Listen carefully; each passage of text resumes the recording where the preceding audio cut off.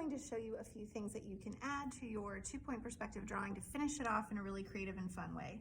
So let's start with things on the sidewalk. So if I wanted to add some trees, let's say, one thing that might be nice to do is add some of those little cutouts in the cement, those grates, sometimes that you see that have like metal over the top and then a tree growing out. So to do that, I just started by lining up my ruler with my vanishing point, made a line here, made a line here, and then I did that crisscross technique that we've talked about a couple times, where then I made a line here and then a line here. So I essentially made a little box, and then I'm gonna just kind of erase the little extras, and then from here I could add a little tree, and I'm just gonna kind of lightly pencil it in, and I can come back and add more later, but just to kind of give you the idea of where something like that might go. Okay, so there's a little start of a tree. Let's talk a little bit about adding things to the buildings.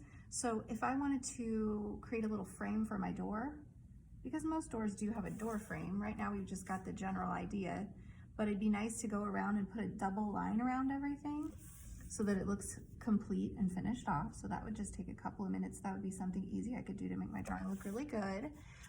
If I wanted to add some brickwork to a building, I would start by connecting my ruler to my vanishing point, and I would just add little lines.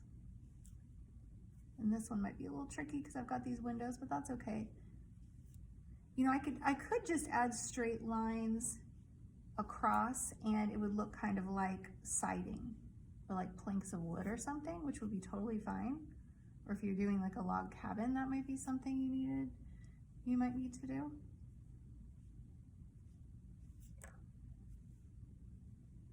So I would continue on like this. And so in the interest of time, let me drop down here to kind of show you how I would make actual bricks.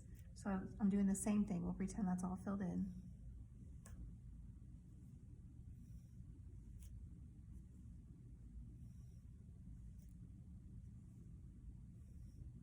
To create bricks then, I would make little dash marks and then create an alternating pattern. Bricks are usually staggered. They're usually not, the lines don't meet up. With each line, it kind of alternates and staggers. So that's how I would create some brickwork. Let's talk about handles for doors, because usually there's some kind of handle situation. So I would just line up my ruler with that vanishing point and do 2 partial lines, and then hop up here and do another set, and then just kind of cap those off.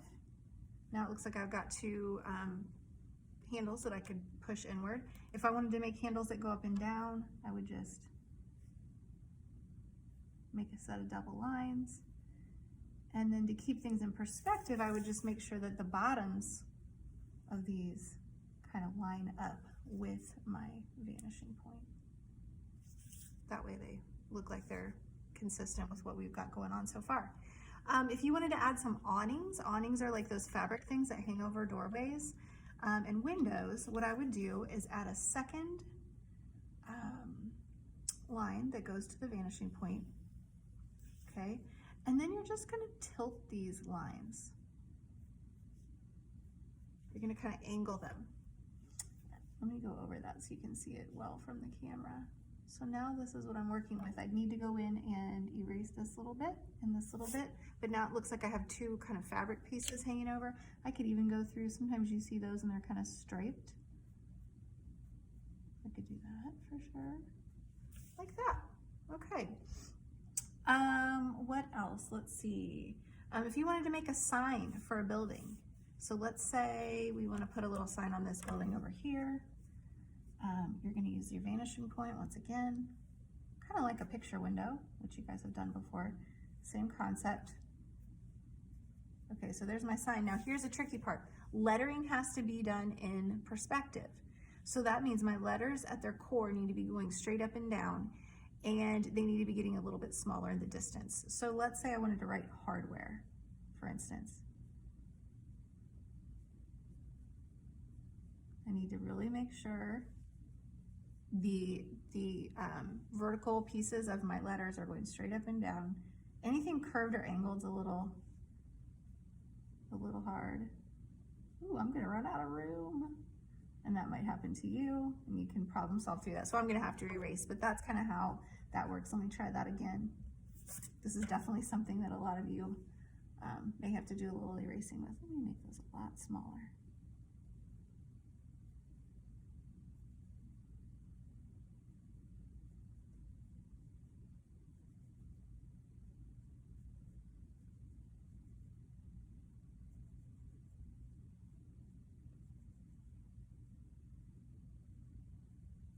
There we go. Trees are definitely going to make this look a little more natural, so I'll add some of those. If I wanted to add something going on in the street, like if I wanted to make some street marks, I could make some dashes. And it would look good if they started to get a little smaller and a little smaller and a little smaller as they go back in the distance. And let me do the other side.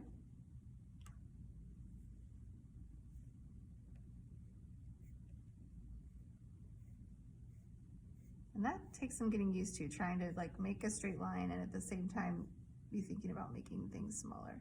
Try my best. I can always go back and adjust that a little bit if I need to. And then if I wanted to kind of finish off the street, I can make another line, and I might kind of just make that one fade out a little bit.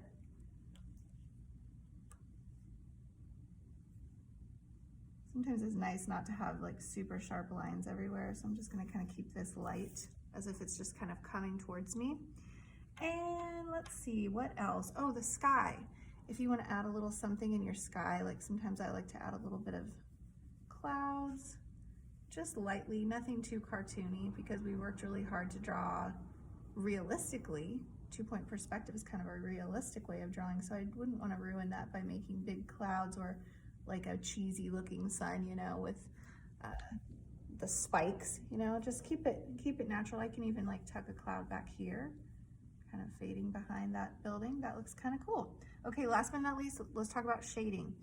Light source. Let's say the sun is over here. That means that this side of each building would be a little darker. And I'm going to start by just kind of blocking in those shadows. And this is really going to set your artwork apart. It's really going to make it pop. And this is just like the finishing touch. Shading and 2-point perspective drawing kind of go hand in hand. See what a big difference that makes? Now these really look like nice forms. Okay, so then if the sides here are darker, that means the storefronts on this side might be a little bit darker too. I don't want to go too dark with it because I don't want to cover up all of my hard work.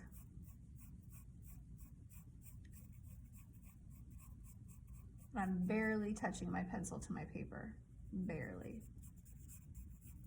And really what I'm doing right now is called hatching, really. It's kind of just like making lines. And then I can go back and kind of smooth some of that out and fix it up. Okay, so then here, I could add just like a little bit of extra darkness, maybe along these edges.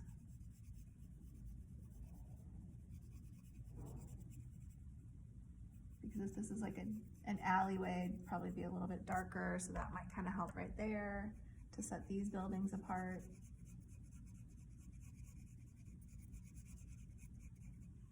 Okay, all right, so that is, those are the things you need to do to finish off your drawing. Have fun with it.